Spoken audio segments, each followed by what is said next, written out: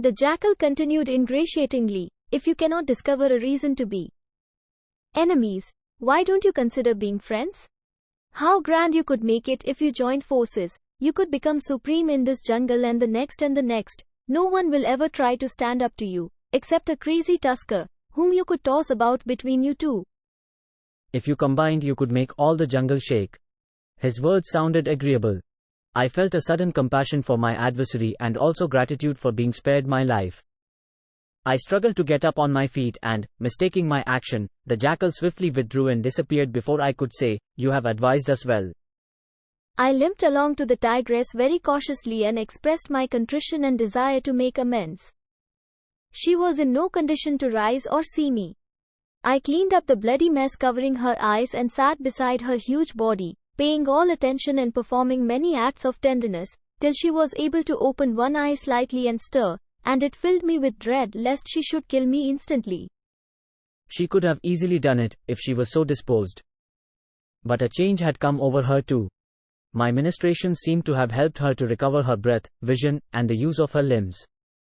She followed me quietly, although both of us were limping, to an adjacent pond, and we splashed about in the water till we were cleansed of blood and felt revived.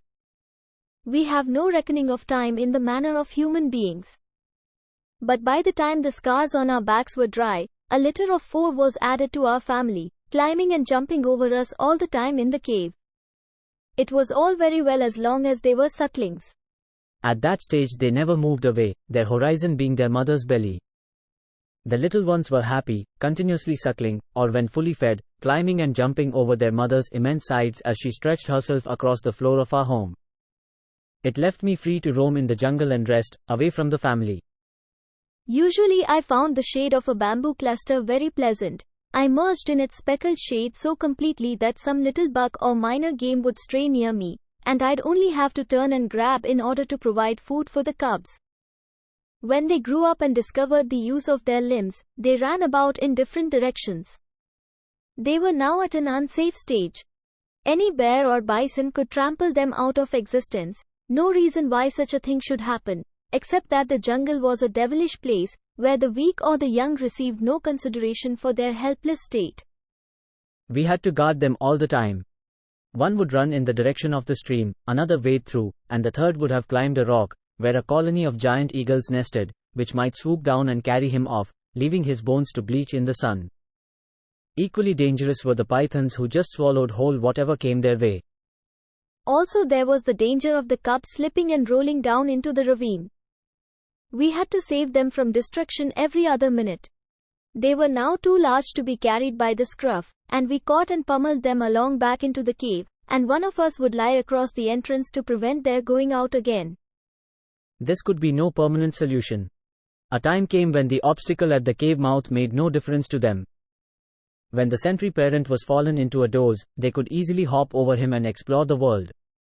Though we enjoyed the spectacle of our cubs' activities, it was becoming a sore trial.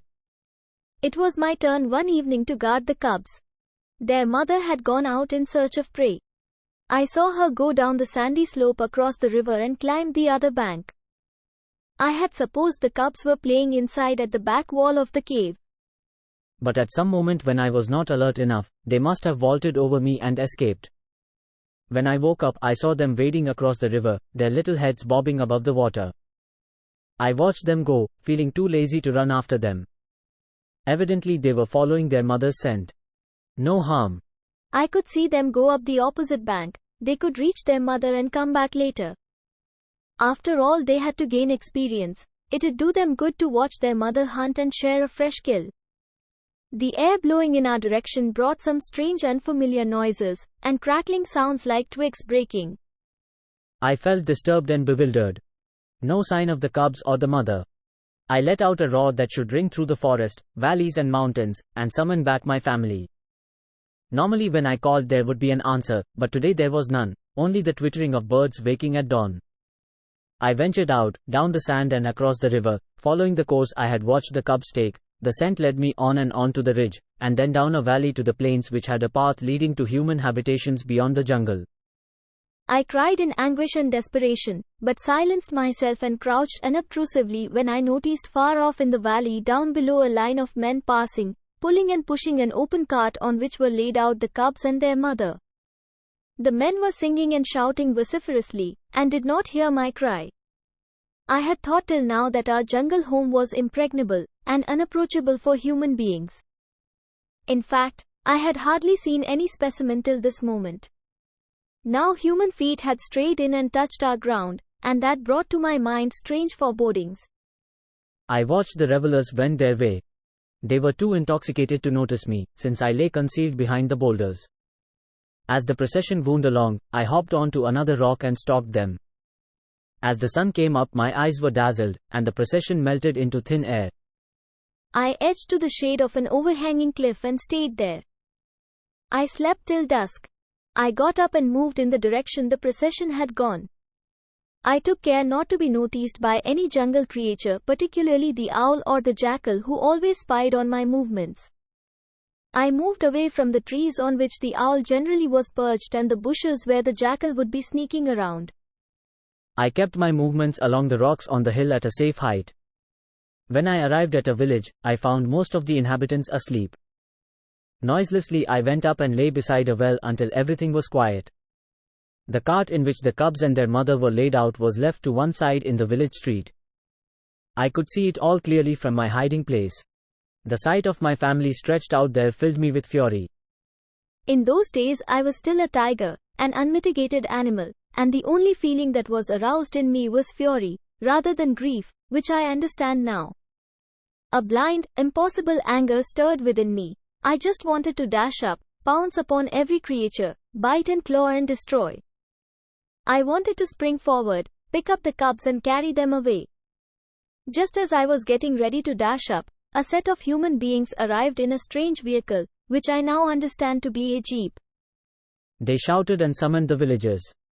The village was astir and a crowd gathered around the cart, and there was much jabbering, arguments and shouting. I held myself back, although I felt a great drive within to pounce on that whole lot and tear their entrails. But I held myself back. No one knew that I was there.